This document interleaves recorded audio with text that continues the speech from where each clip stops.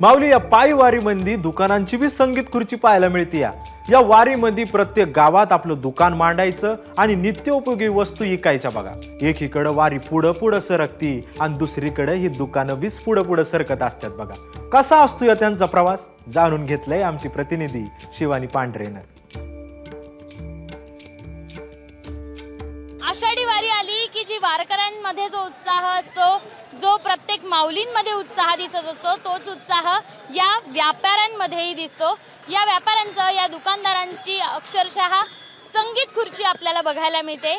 पालखी जिथे जिथे जाते, ज्या ज्या मार्गावर असते, त्या मार्गावर हे सगळे दुकानं आपापली संगीत खुर्ची खेळत असतात। या गावातून त्या गावात, त्या गावातून त्या गावात, प्रत्येक पालखी मार्गावरील प्रत्येक रस्त्यांवर ही आपापली दुकानं मांडतात।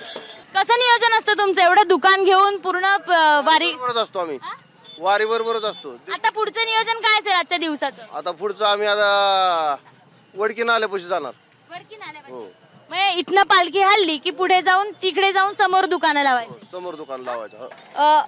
प्रेस देखील हे सगळ्या वारकऱ्यांना करून देतात। इथे दिसते ते इस्त्री त्यांचं हे करून देतात। कुठले आहात तुम्ही आणि हे सगळं कसं चालतं दुकान? कसं हे संगीत खुर्ची तुमची दर याच्यात चालते, गावात जाते? आम्ही इंदापूरचे, आळंदी ते पंढरपूर ही वारी करतो।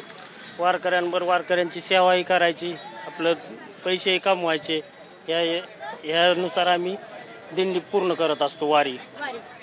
वर्षभर जेवढं तुमचं कमाई होते तेवढीही या 15 दिवसात होते का, किंवा कमाईचं नियोजन कसं असतं?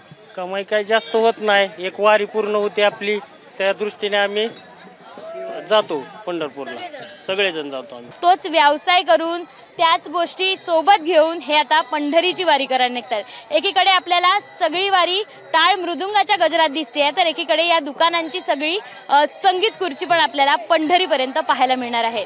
कॅमेरामन उत्तम सह शिवानी पांढरे, एबीपी माझा, दिघी। एबीपी माझा, उघडा डोळे बघा नीट।